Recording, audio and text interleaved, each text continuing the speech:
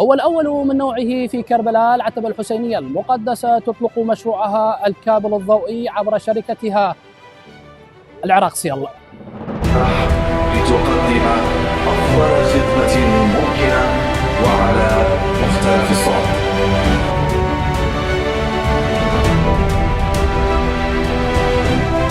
شكر كل الشكر لمن يدرك تماما أهمية هذا الاتصال الفعال.